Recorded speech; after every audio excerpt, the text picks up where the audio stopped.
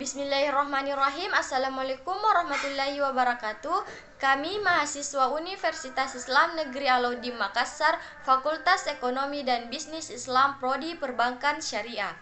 Video presentasi kali ini kami buat untuk memenuhi salah satu tugas kelompok mata kuliah Ilmu Al-Quran dengan dosen pengampu Bapak Nasrullah bin Sapa, LCMM.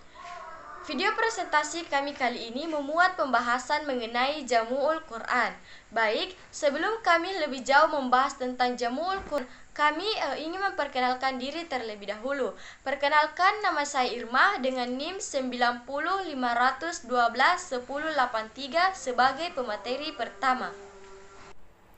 Perkenalkan, nama saya Nurfila Darwis dari jurusan Perbankan Syariah dengan NIM 905001211075. Perkenalkan, nama saya Asra AR dari jurusan Perbankan Syariah dengan NIM 905001211072. Perkenalkan, nama saya Fitri Ramadhani, NIM 9001211082. Baik, saya sebagai pemateri pertama akan menjelaskan tentang pengertian Jamu'ul Quran.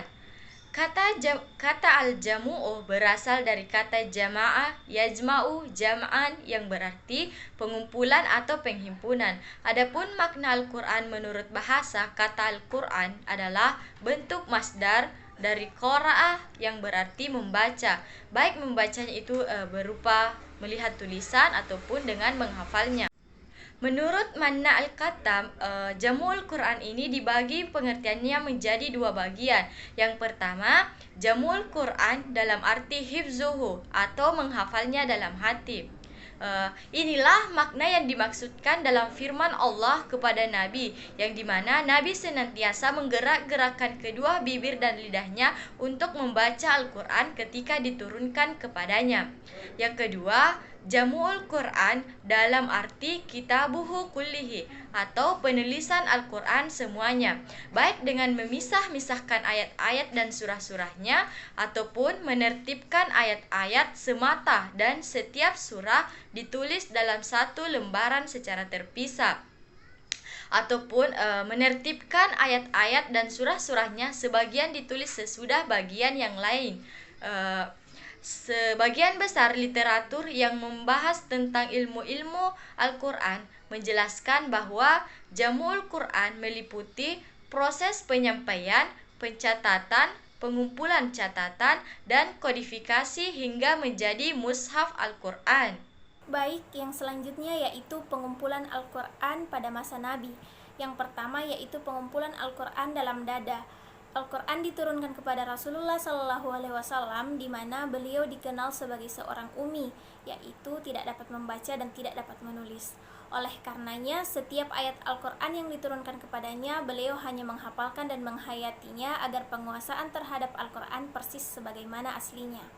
Dan setelah itu, beliau membacakan kepada sahabat dan umatnya sejelas mungkin, dan memerintahkan kepada mereka untuk dapat menghafal dan memantapkannya.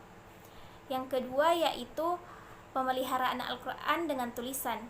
Walaupun Nabi Muhammad SAW dan para sahabat menghafal ayat-ayat Al-Quran secara keseluruhan, namun guna menjamin terpeliharanya wahyu, beliau tidak hanya mengandalkan hafalan, tetapi juga tulisan. Sejarah menginformasikan bahwa setiap ayat yang turun kepada Rasulullah SAW, beliau memanggil sahabat-sahabatnya yang dikenal pandai menulis. Rasulullah mengangkat beberapa penulis wahyu seperti Ali, Muawiyah, Ubay bin Ka'ab, dan Said bin Sabit.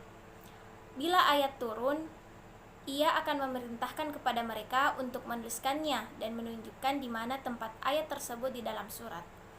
Adapun beberapa tempat penulisan ayat-ayat Al-Quran seperti pelapah kurma, lempengan batu, kulit, dan tulang binatang.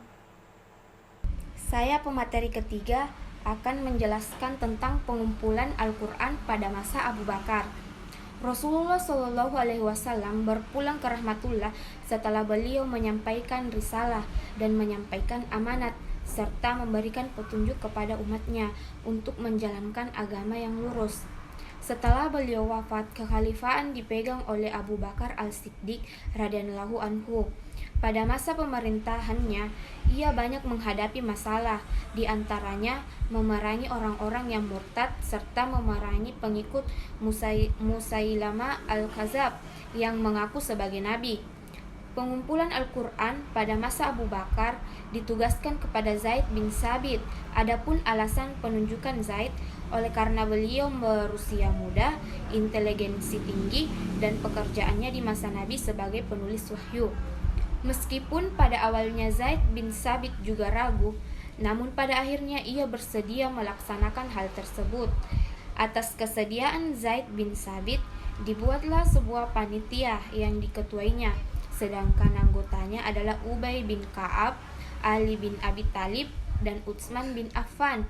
Dalam menjalankan tugasnya, berbagai metode dilakukan untuk mengumpulkan Al-Quran, di antaranya mengumpulkan tulisan-tulisan Al-Quran dari para sahabat, mencocokkan dengan hafalan para sahabat, ataupun menghadirkan 2 orang saksi yang menyaksikan bahwa pembawa Al-Quran itu telah mendengarkannya dari lisan Rasulullah SAW.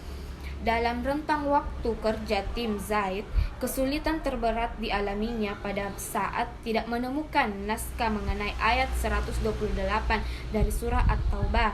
Ayat-ayat tersebut dihafal oleh banyak sahabat termasuk Zaid, namun tidak ditemukan dalam bentuk tulisan. Kesulitan itu nanti berakhir ketika naskah dari ayat tersebut ditemukan di tangan Abu Khuzaimah Al-Ansari.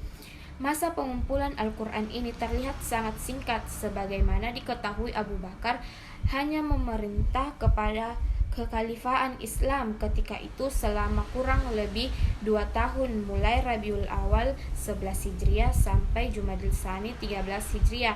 Sementara Zaid melakukan tugasnya setelah peperangan Yamamah bulan ketiga tahun 12 Hijriah. Hal ini berarti bahwa waktu yang tersisa bagi Zaid hanya 15 bulan. Al-Zarqani mengatakan bahwa mushaf yang disusun pada Abu Bakar hanyalah penulisan urutan-urutan ayat-ayatnya saja, tanpa mengurut surah-surahnya. Demikianlah pengumpulan Al-Quran pada masa kekhalifahan Abu Bakar yang dilakukan dengan berbagai metode dalam rangka menjaga validasi dan keutuhan Al-Quran. Pengumpulan Al-Quran pada masa Utsman bin Affan. Ketika Utsman bin Affan memegang kekhalifaan dan para sahabat berpencar ke berbagai daerah dan masing-masing membawa bacaan yang didengarnya dari Rasulullah SAW, serta di antara mereka ada yang memiliki bacaan yang tidak dimiliki oleh lainnya.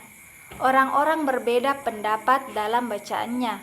Setiap pembaca atau qari mengunggulkan bacaannya dan menyalahkan bacaan qari lainnya, sehingga permasalahan tersebut menjadi besar.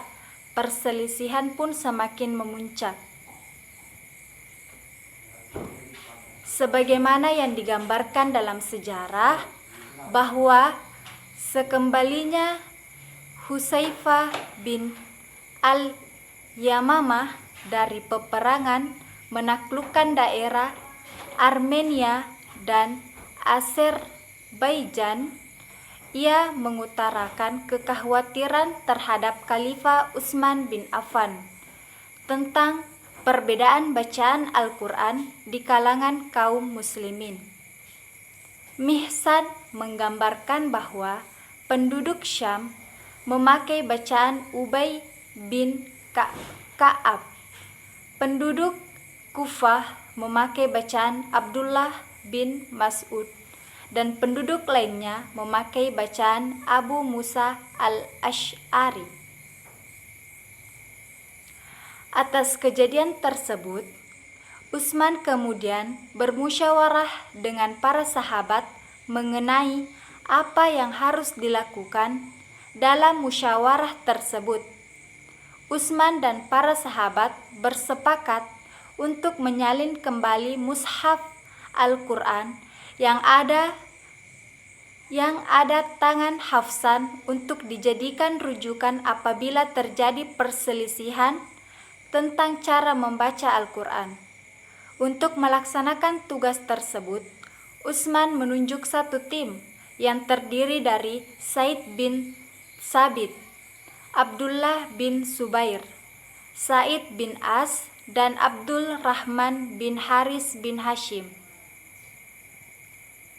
Setelah kumpulan tulisan itu sampai ke tangan Utsman, ia kemudian menugaskan Zaid bin Sabit, Abdullah bin Zubair, Sa'id bin Al-Ash, dan Abdul Rahman bin Al-Harits bin Hisham untuk menyalin suhuf-suhuf tersebut ke dalam beberapa mushaf. Proses penyalinan lembaran tersebut ke dalam mushaf disertai dengan perintah Utsman bahwa apabila terdapat perbedaan atas beberapa tulisan dalam lembaran tersebut, maka tulislah dalam bahasa Quraisy dengan alasan bahwa Al-Quran diturunkan dengan lisan atau bahasa Quraisy. Baik, berdasarkan pemaparan materi yang kami telah sampaikan, kami dapat menarik kesimpulan sebagai berikut. Yang pertama, Jamul Quran adalah proses penyampaian pencatatan, pengumpulan catatan, dan kodifikasi hingga menjadi mushaf Al-Quran. Yang kedua, bahwa pengumpulan Al-Quran terjadi pada 3 masa, di mana masing-masing dilatar belakangi oleh peristiwa yang berbeda. Yang pertama, latar belakang pengumpulan Al-Quran di masa Rasulullah SAW adalah untuk menjaga kesempurnaan Al-Quran selama proses diturunkannya. Yang kedua, di masa kekhalifahan Abu Bakar, yang dimana dilatar belakangi oleh peristiwa Perang Yamamah, di mana para sahabat hufaz banyak yang mati syahid dalam peperangan tersebut. Yang ketiga atau yang terakhir pada masa kekhalifahan Utsman bin Affan, yang dimana pada masa ini terjadi perselisihan terhadap perbedaan bacaan di kalangan umat yang berujung pada saling menyalahkan, bahkan muncul pertikaian. Olehnya itu, Utsman bin Affan kemudian berinisiatif untuk mengumpulkan Al-Quran menjadi satu mushaf yang menjadi pegangan bersama oleh semua umat Islam pada masa itu. Baik, inilah serangkaian pemaparan materi yang telah kami sampaikan. Terima kasih atas perhatian dari teman-teman.